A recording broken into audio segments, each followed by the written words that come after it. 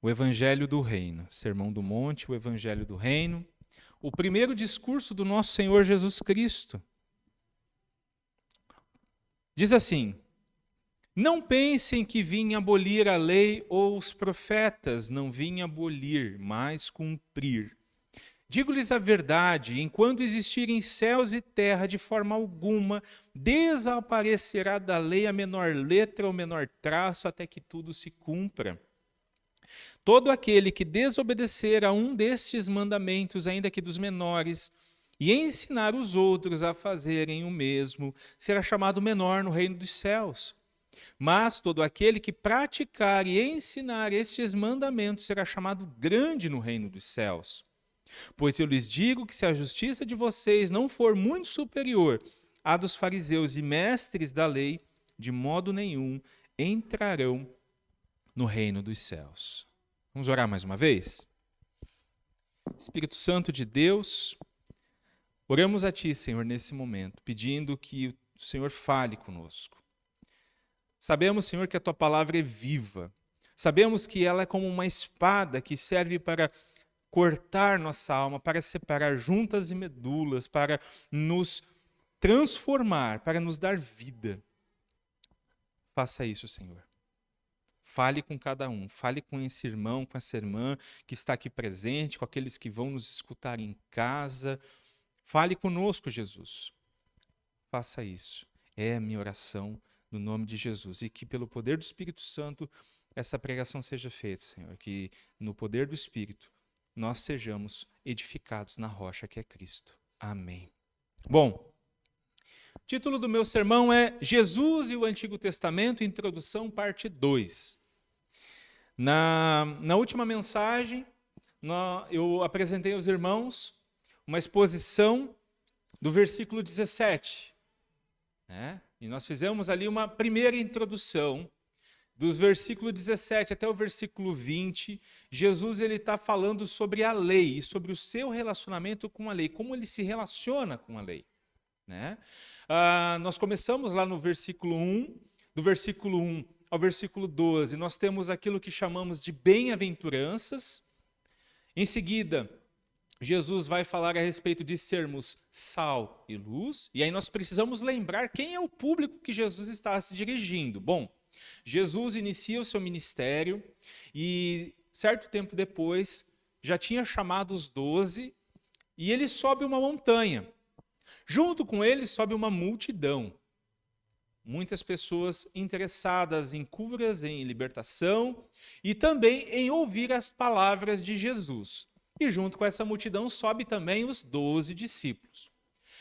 Jesus se assenta diante deles a fim de ensinar-lhes com autoridade, uma autoridade vinda de Deus, o Pai. Diante de Jesus tem a multidão e tem os 12. O alvo principal de Jesus no Sermão do Monte não é a multidão. É muito interessante isso. O alvo de Jesus não é a multidão está ali, mas o alvo principal dele são os 12. E é aos 12 que ele chama de discípulos, é aos 12 que ele direciona a sua mensagem. Então, nós vimos o interior desses 12 como deve ser, ali nas bem-aventuranças. Depois, ser sal e luz, ou seja, o que está dentro salta para fora. O que está dentro transborda para fora, influencia, traz luz onde há trevas, traz sabor onde não existe e conserva o mundo do pecado. Então, chegamos ao último sermão, no versículo 17, onde Jesus fala que ele não veio para revogar a lei, ele não veio para abolir a lei, mas ele veio para cumprir a lei. Em algumas traduções, inclusive, vai estar dar o sentido completo. Né? Mas ali nesse versículo, a melhor tradução seria de cumprir mesmo. Porque nós vimos que Jesus veio cumprir a lei em que sentido, Fernando? Bom, o cumprimento da lei. Nós temos que olhar para o Antigo Testamento como se ele fosse uma grande profecia. E essa grande profecia é sobre Jesus. Então, quando Jesus nasce, essa profecia começa a se cumprir em Jesus. E aí, quando nós olhamos para o Antigo Testamento dessa forma, Aquilo que era um emaranhado de fios, de eventos, de atos, de palavras que não fazem muito sentido, passam a fazer sentido. Porque tudo apontava e mostrava que Jesus viria. E que ele viveria uma vida santa, morreria pelos nossos pecados e ressuscitaria para a nossa vida, para nos dar vida. E então, ali nós vimos que, em primeiro lugar, Jesus ele veio cumprir a lei. Então, Jesus ele não é contra o Antigo Testamento, pelo contrário, o Antigo Testamento é a Bíblia que Jesus utilizava. Não existia um Novo Testamento, existia apenas a Bíblia hebraica, a Bíblia judaica. E então nós chegamos no texto de hoje, no versículo 18. O primeiro ponto da minha mensagem, irmãos, no versículo 18, é que Jesus, após dizer que veio cumprir a lei, ele reconhece a autoridade e a continuidade do Antigo Testamento. No verso 18 diz assim, ele fala, digo-lhes a verdade, enquanto existirem céus e terra, de forma alguma desaparecerá da lei a menor letra ou menor traço, até que tudo se cumpra. Ou seja, em primeiro lugar, lá no verso 17, Jesus cumpriu a lei. E aqui o que ele faz? Ele reconhece a autoridade e a continuidade do Antigo Testamento. Essa é a verdade presente nesse texto, nesse verso aqui. Jesus reconhece a escritura judaica como sendo palavra de Deus, até que tudo seja cumprido plenamente. Então, o mestre não está trazendo uma doutrina nova. Ele não era contra aquilo que a lei e os profetas falavam, pelo contrário, todo o Antigo Testamento é importante e nada disso tinha caducado, como alguns poderiam pensar naquela época, ou como alguns podem pensar hoje. E a validade do Antigo Testamento, segundo Jesus, é até que tudo aquilo que foi profetizado seja cumprido plenamente. É a afirmação que ele fez. E essa afirmação confirma aquilo que ele falou lá no verso 17. É necessário que tudo seja cumprido. Então, Jesus valida todo o Antigo Testamento. Aqui ele aponta o período da validade e a extensão da importância do Antigo Testamento para os seus discípulos. Iniciou com os 12 e chega até nós hoje. Em Mateus 5,18, o primeiro trecho da frase de Jesus é: digo-lhes a verdade. Em outras versões vai estar assim: em verdade vos digo. A palavra que vai estar lá nos originais, vamos dizer assim, é a palavra amém. O que Jesus está falando aqui, Fernando? Jesus está dizendo: digo-lhes a verdade, ou em verdade te digo. É interessante que, se você não é acostumado com a Bíblia, você pode pensar, tá, mas Jesus falava mentira? Porque ele está falando, não, agora eu vou falar a verdade. A verdade é que Jesus não mentiu, Jesus não pecou, né? E quando ele fala, digo-lhes a verdade, ou em verdade vos digo, ele quer trazer uma solenidade para aquilo que ele vai falar em seguida, ou seja, ele quer trazer um peso, uma importância, ele está demonstrando que aquilo que ele vai falar em seguida é muito importante. É muito importante. E você pode observar nos outros textos em que aparece essa afirmação de Jesus, em verdade te digo, ou digo-lhes a verdade, o que ele vai falar em seguida é algo muito importante. É uma ênfase que ele coloca para aqueles que vão escutá-lo e aqueles que vão ouvi-lo depois por meio da Escritura. Então, reforçando aquilo que ele disse lá no verso 17, ele continua: enquanto existirem céus e terra, de forma alguma desaparecerá da lei a menor letra, o menor traço, até que tudo se cumpra. Esse verso nos apresenta três coisas importantes. O Antigo Testamento ele possui tempo de validade. Todo o Antigo Testamento é validado por Jesus, e isso será até que ele seja plenamente cumprido. Nos evangelhos, nós vemos que Jesus e os mestres da lei, volta e meia, eles debatiam, né? Jesus gostava de provocar, né, os mestres da lei, e muitas vezes os mestres da lei também vinham provocar Jesus. Mas o que nós nunca vamos ver Jesus fazendo nessas provocações, nesses debates, é Jesus questionando a autoridade ou a inspiração do Antigo Testamento. Você nunca vai ver Jesus falando, não, mas aquilo não serve mais. Então você nunca vai ver isso. Por diversas vezes, principalmente no Evangelho de Mateus, nós vamos ler Jesus falando, antes de afirmar algo, ele vai falar assim, está escrito. No próprio capítulo 5, a partir do verso 21 até o verso 38, Jesus vai fazer isso. Ele vai dizer assim, vocês ouviram o que foi dito? Então Jesus ele confirma o Antigo Testamento. E até quando ele é válido? Bom, enquanto existirem céus e terra. Enquanto existirem céus e terra, o Antigo Testamento é válido. É a duração, é a continuidade do Antigo Testamento. E aí, muitos podem fazer uma confusão afirmando que o Antigo Testamento talvez não é para nós hoje, que nós precisamos apenas do Novo Testamento, que o Antigo Testamento caducou, perdeu importância, perdeu valor. Mas Jesus deixa muito claro que enquanto houver céus e terra, o Antigo Testamento será válido. E aí nós precisamos lembrar que vai haver novos céus e nova terra. Mas enquanto esse dia não chegar, todo o Antigo Testamento continua sendo válido. E provavelmente os judeus que cercavam Jesus lá no alto do monte sabiam que os céus e a terra acabariam um dia. Por quê? Porque o salmista vai falar isso. O salmista vai dizer que os céus e a terra um dia vão perecer, mas Deus permanecerá para sempre. Isaías também profetizou que as estrelas do céu seriam dissolvidas, que os céus se enrolariam com pergaminhos, mas que o Senhor e sua palavra permaneceriam para sempre. No Novo Testamento nós encontramos outros textos também que trazem essa verdade, a verdade de que a terra e o céu que nós conhecemos hoje têm um tempo de duração. Em Mateus 24, 35, Jesus vai dizer, o céu e a terra passarão, mas as minhas palavras jamais passarão.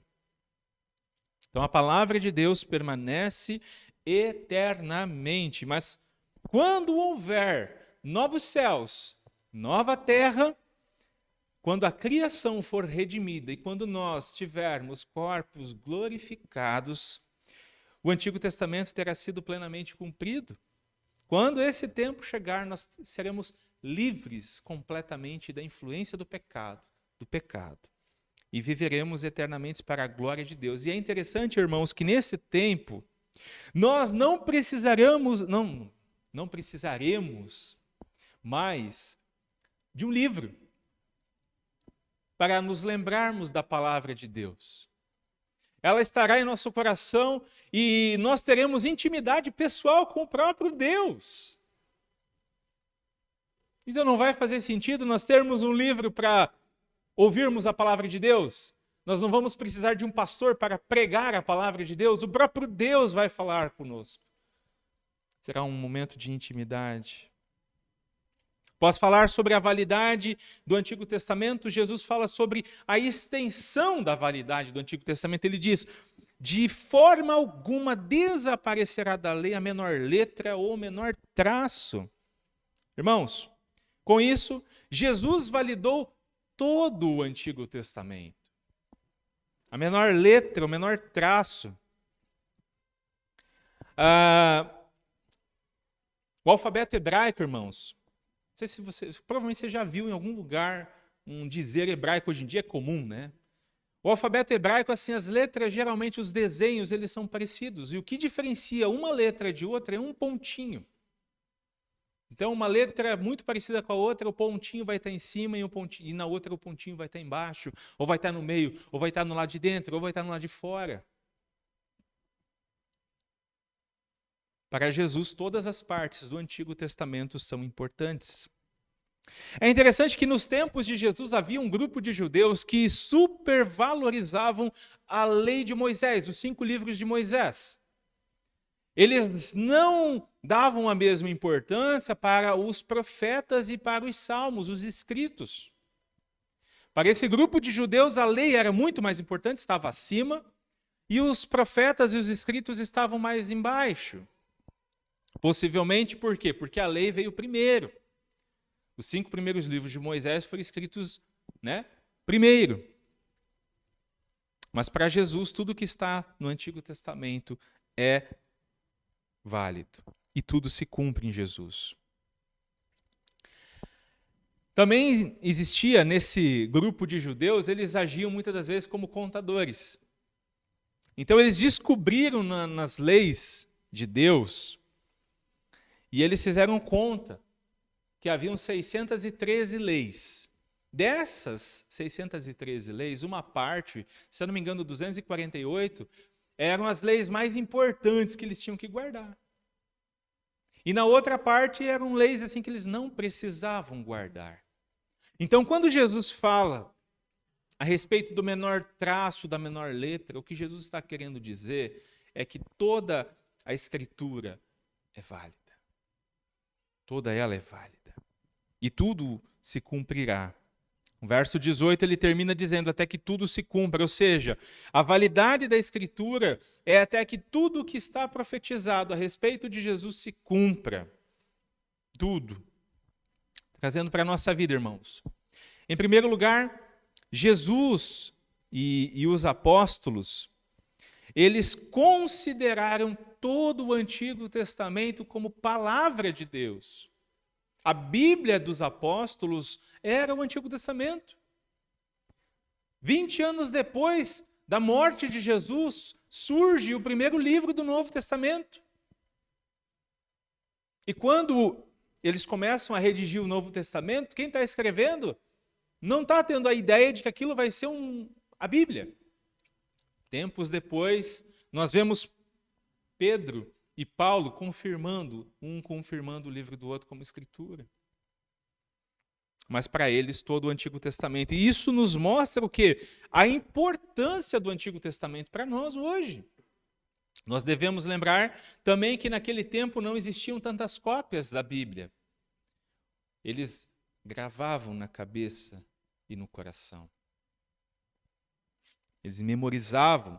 Então, quando nós vemos Jesus, os apóstolos, citando o Antigo Testamento, nós percebemos que eles faziam isso de cabeça. Da mesma forma que o Antigo Testamento foi importante para os apóstolos, para Jesus, ele é importante para a igreja hoje e para cada um de nós também. Então, é necessário nós conhecermos a Bíblia de Jesus, a Bíblia que Jesus lia. Nós precisamos conhecê-la. Em segundo lugar, nós precisamos entender que até que se passe os céus e a terra, todo o Antigo Testamento ele é válido. Nós não temos o direito de invalidá-lo ou de desconsiderá-lo. Todas as profecias, as leis, os provérbios, tudo isso é importante para nós cristãos, até mesmo aqueles textos que não fazem muito sentido para nós. Por exemplo, genealogia. Muitas das vezes a gente passa batido pela genealogia, mas a gente não entende por que tem genealogia. Genealogia existe para confirmar a historicidade, ou seja, aquilo realmente aconteceu, aquelas pessoas viveram. Ou aquelas leis lá de purificação de Levítico, Cada tipo de pecado tinha um tipo de purificação. Cada uma delas são importantes para nós e cada uma delas apontam para a obra de Cristo. Em terceiro lugar, nós precisamos ler o Antigo Testamento com as lentes do Novo Testamento. Os irmãos, as irmãs aí que utilizam óculos, Então temos que colocar os óculos do Novo para ler o Velho. Por quê? A nossa interpretação do Antigo Testamento não é a mesma interpretação do judeu. A nossa interpretação do Antigo Testamento, ela tem Jesus e os apóstolos como intérpretes. Então nós lemos o Antigo Testamento com os olhos de Jesus e com os olhos dos apóstolos. O Velho Testamento aponta para aquilo que vai vir, o Novo. E o Novo ilumina aquilo que está lá no Velho. Não... E o que isso significa, Fernando? Significa que quando nós lermos o Antigo Testamento, nós não temos que procurar bênção para nós. Por exemplo, como eu falei no sermão passado, a gente viu ali que Moisés estendeu o cajado e o mar se abriu. Então, muitos fazem isso hoje. Então, eu vou levantar a minha mão aqui e vou determinar que o caminho vai se abrir. Só que não é o que a Bíblia está mandando a gente fazer, irmãos. Não é assim que a gente lê o Antigo Testamento. A gente lê o Antigo Testamento olhando esse fato como sendo algo que apontava para que Cristo um dia faria. A nossa libertação. Libertação do pecado. Libertação da morte, do poder da morte, porque a morte não é capaz de nos deter. E é assim que nós temos que olhar para o Antigo Testamento. Como Jesus olhou, como os apóstolos olharam. Agindo dessa forma, irmãos, nós vamos sentar na mesa com Abraão, Isaac e Jacó. Nós vamos sentar na mesa com Jesus, com os apóstolos. Nós vamos estar lendo a mesma Bíblia que eles. Você vai ver adiante, nas próximas mensagens, ainda no capítulo 5, Jesus falando, vocês ouviram o que foi dito a respeito do adultério? Por exemplo, o judeu, como é que ele interpreta a lei do adultério? Quando um homem ou uma mulher deita com alguém que não é seu marido ou sua esposa. Mas como é que Jesus interpreta a lei do adultério? Bom, quando no coração você deseja uma mulher ou um homem que não é seu marido ou sua esposa. Então, o nosso olhar para o Antigo Testamento é o olhar de Jesus, pela ótica de Jesus. Segundo ponto do meu sermão, segundo ponto dessa mensagem, no verso 19, Jesus estabelece a importância de praticar e ensinar o Antigo Testamento. Ele diz assim no verso 19, todo aquele que desobedecer a um desses mandamentos, ainda que dos menores, e ensinar os outros a fazerem o mesmo, será chamado menor no reino dos céus. Mas todo aquele que praticar e ensinar esses mandamentos será chamado grande no reino dos céus. No primeiro momento, irmãos, eu tive um pouco de dificuldade para entender isso aqui. Porque nós temos uma ideia, ó o gatinho, nós temos uma ideia que no reino dos céus vai ser tudo muito igual.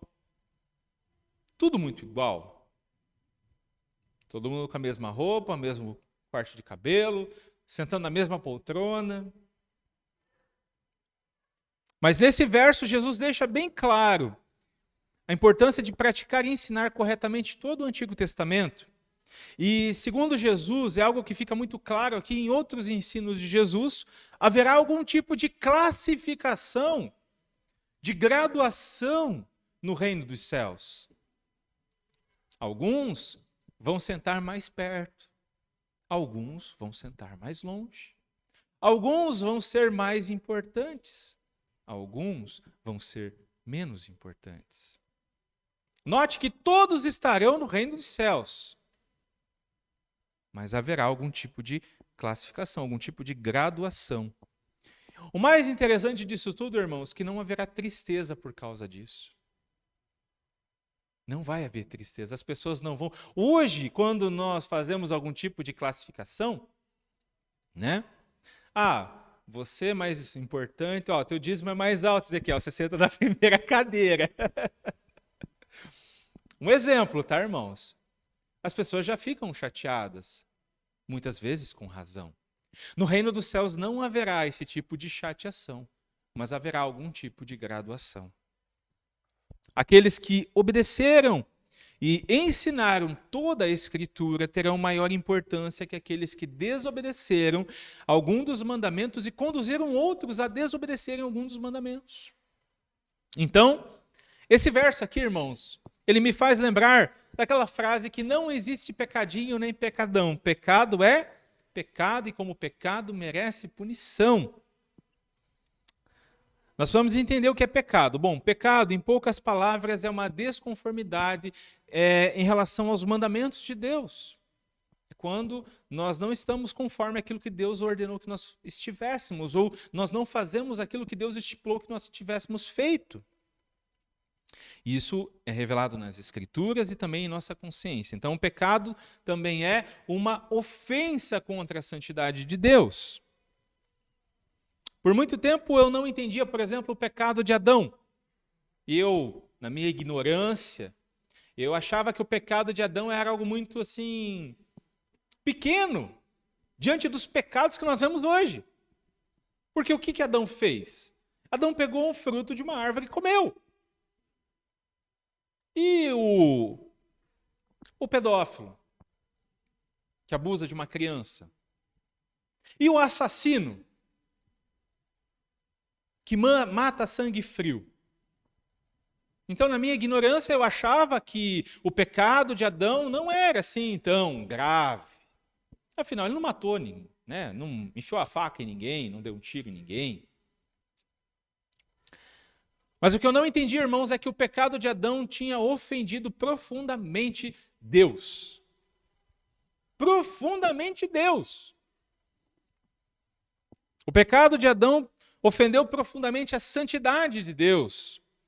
E condenou Adão e toda a sua espécie à morte. E não apenas a sua espécie, mas toda a espécie. Todas as espécies foram condenadas à morte por causa de Adão.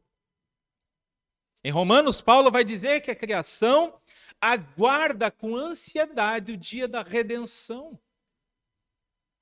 Não é só nós que aguardamos o momento em que nós seremos redimidos. A criação aguarda esse dia com ansiedade. Então, todo pecado, por menor que seja, é um pecado muito ofensivo a Deus. Então, após reconhecer a autoridade e a continuidade do Antigo Testamento, Jesus diz: todo aquele que desobedecer a um desses mandamentos, ainda que dos menores, e ensinar os outros a fazerem o mesmo, será chamado menor no reino dos céus. Bom, eu acabei falando antes lá dos judeus contadores, acabei adiantando. Eram 613 mandamentos. 248 eram positivos, 365 negativos. E os judeus tinham muitos debates sobre isso. Qual é o mais importante? Qual é o menor? Qual que a gente não tem problema a gente deixar de lado esse mandamento aqui? E para aqueles rabinos do tempo de Jesus, o menor dos mandamentos, você sabe qual que é o menor dos mandamentos? Já parou para pensar? Qual é o menor mandamento de Deus? Bom, o menor mandamento de Deus vai estar em Deuteronômio 22:6. Diz assim: se você passar por um ninho do passarinho junto ao caminho, seja numa árvore ou no chão, e a mãe estiver sobre os filhotes ou sobre os ovos, não apanhe a mãe com os filhotes. Esse é o menor mandamento da lei de Deus. Lá em Deuteronômio 22:6. Agora, o mandamento mais pesado que tinha nas leis de Deus, o mais importante, seria aquele que o perito da lei responde a Jesus. Jesus pergunta: qual é o mandamento mais importante? E o cara fala assim: amar a Deus de todo o coração, de toda a alma e de todo o entendimento. Então, muitos mestres da lei do tempo de Jesus se preocupavam apenas em observar a lei de forma externa. Aquilo que podia ser visto. Nós veremos mais adiante Jesus mostrando que a transgressão da lei não é apenas aquilo que pode ser visto, mas está dentro de nós muitas das vezes. E merece punição e constitui esse pecado. Sendo assim, os discípulos não tinham autoridade para distinguir qual era o maior pecado, o menor pecado, a maior lei, a lei mais importante ou a lei menos importante. Todas as leis são importantes, todas as leis devem ser ensinadas. Todos os ensinamentos e mandamentos deveriam ser obedecidos por aqueles que estavam sendo preparados para liderar a igreja que estava começando. Então, em posição de mestres, aqueles que desobedecem e ensinam outros a desobedecer receberão algum tipo de punição no reino dos céus. Note que Jesus não diz que eles não vão entrar no reino dos céus. Eles estarão no reino dos céus. Mas eles vão estar um pouco mais atrás. Eles serão classificados como menores, como menos importantes. E essa é a importância que Jesus dá para o Antigo Testamento. Em outros contextos, Jesus coloca que haverá primeiros e últimos no reino dos céus. Aqueles que vão estar como primeiros e aqueles que vão estar por últimos. Então nós podemos entender que haverá algum tipo de classificação no reino dos céus. E um dos critérios é obedecer e ensinar toda a palavra de Deus. Ao fazer essa afirmação, Jesus deixa claro também que existem pecados. Aliás, é verdade que existem classificação de pecados. Eu falei antes que não tinha pecadão e pecadinho. Realmente para Deus não existe, existe para nós. Por exemplo, nós não punimos uma pessoa que roubou uma barra de chocolate no mercado com a mesma punição que alguém que cometeu um assassinato. Nós não punimos a pessoa, a lei não pune a pessoa da mesma forma. No reino dos céus, para Deus não vai existir a diferença. Aqueles que obedeceram vão ser considerados maiores, aqueles que não obedeceram serão considerados menores. Aqueles que ensinaram a obediência serão considerados maiores, aqueles que ensinaram a desobediência serão considerados menores, ainda que seja o menor dos mandamentos, a menor das letras. Obediência e fidelidade no ensino da palavra de Deus são os critérios para sermos grandes no reino dos céus. Trazendo para a nossa vida, irmãos. Talvez você fale assim, Fernando, mas lá no Antigo Testamento está falando que se eu cometer esse tipo de pecado, eu tenho que matar um animal e aspergir o sangue desse animal sobre o altar. Eu tenho que fazer isso hoje, Fernando? Não. Por quê? Porque o sacrifício de Jesus fez isso por nós. Então, lembra que eu falei antes? Nós temos que olhar o Antigo Testamento com a lente de Jesus, com os olhos de Jesus, com os olhos dos apóstolos. Fernando, lá no Antigo Testamento diz, quarto mandamento, guardar o dia de sábado. E tem hoje algumas igrejas que colocam que se você não guardar o dia de sábado, você não é crente.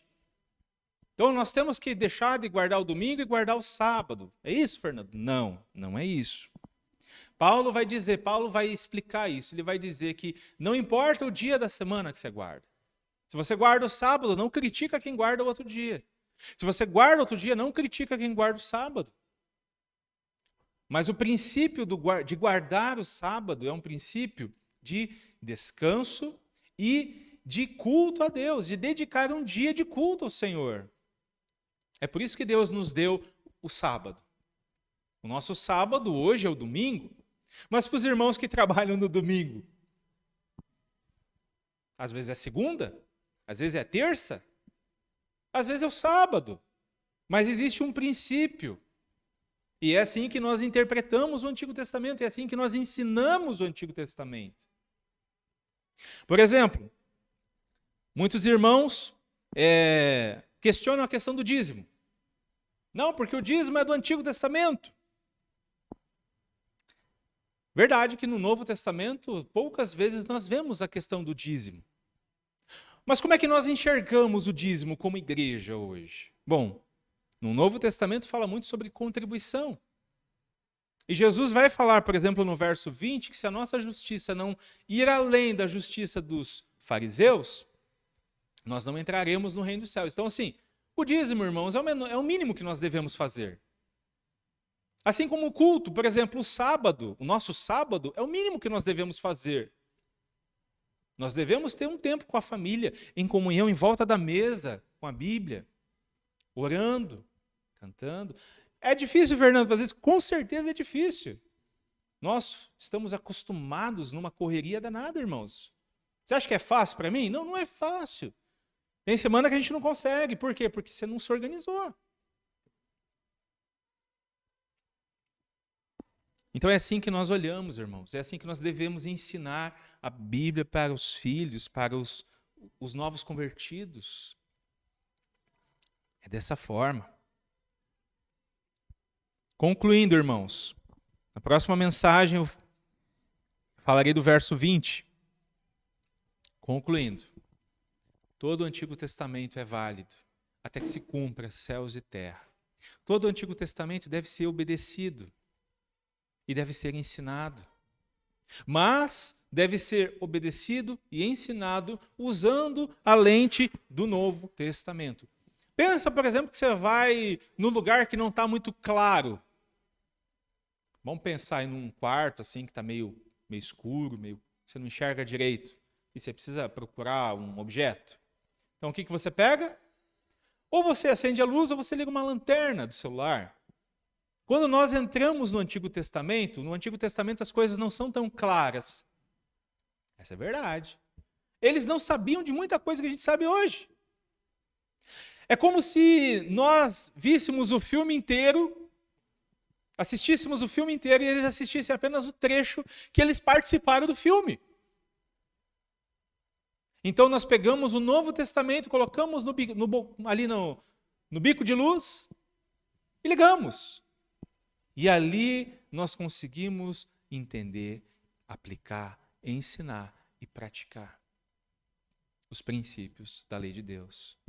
Por exemplo, Jesus vai falar de adultério, de assassinato. Jesus vai dizer que o assassinato não é só quando você enfia a faca ou dá o tiro em alguém e a pessoa morre.